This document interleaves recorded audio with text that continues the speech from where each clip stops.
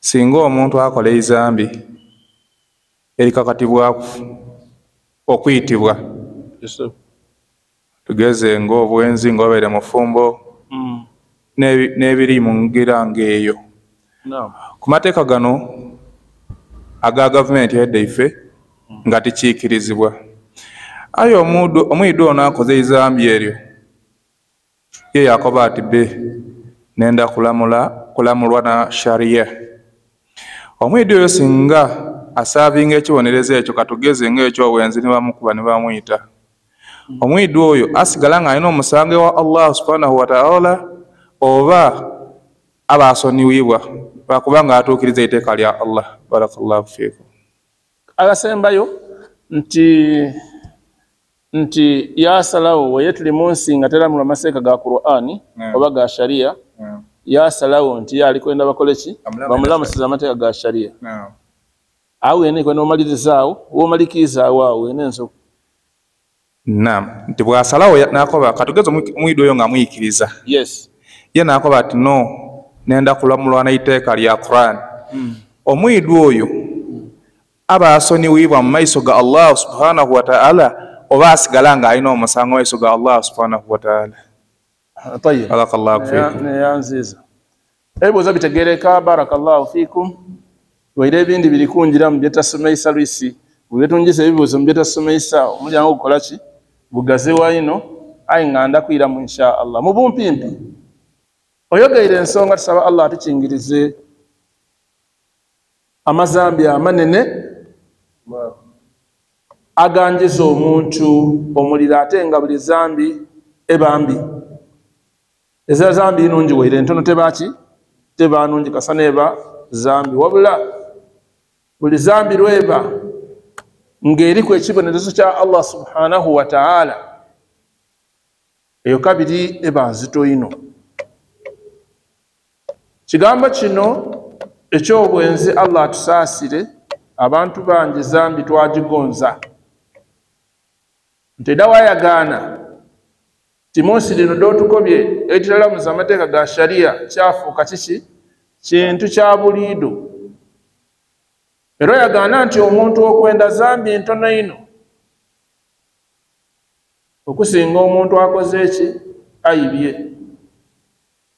Kibwe kiri ntono ino. Era omwenzi ye babaka bali kumubinga abantu bamuga mangu enjira yabitawo.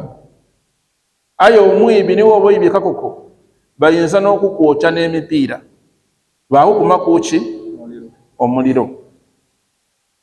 Kati omwenzi obanga Allah akusaasire wanjira mu mbeera ey'obufumbo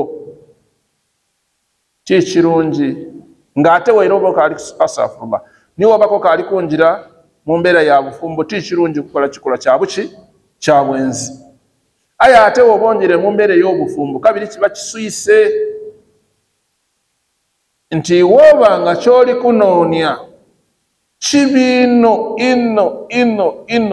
ino lwaki Allah yakusaasira oli ni mukyalawo abandi baba n'abakyala babiri basatu bamugemera muki mu bwenzi.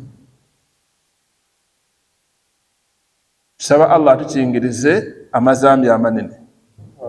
So obwenzi zambi mbi okwira mu kibuuzo nti singa ife tuli munsi olwaleero teramuza amateeka ga busiraamu njakubuuzaako ekibuuzo katono nti tubajja kumulamuza tutya kuba mpiraani nani ajja okumutaako ki ekibonerezo mwene tajja kwetaako ki kibonerezo kitegeeza eri abajja okumutaako ki ekibonerezo. Abantu abo bamutaako ekibonerezo bayinza boona okuweera mu makomera ebategeerekeka okutulako nga mukikolera eyo kyamaino ate tikyangu mwamuziika ng'ensi teidi ayi tiki tikyangu. Ala kulli hali okwira mu kibuuzo nti omuntu oyo singa aba aterebwako ekibonerezo Allah amusoniwa omuntu oyo Allah amusoniya biidhinihi ku buyinza bwe kusinzira ku niya yabaire naye ey'okubanga kuba okwenenya mu maiso ga Allah kwenenekeza irala ti kyangu omuntu okuyikiriza ojja oyitibwe.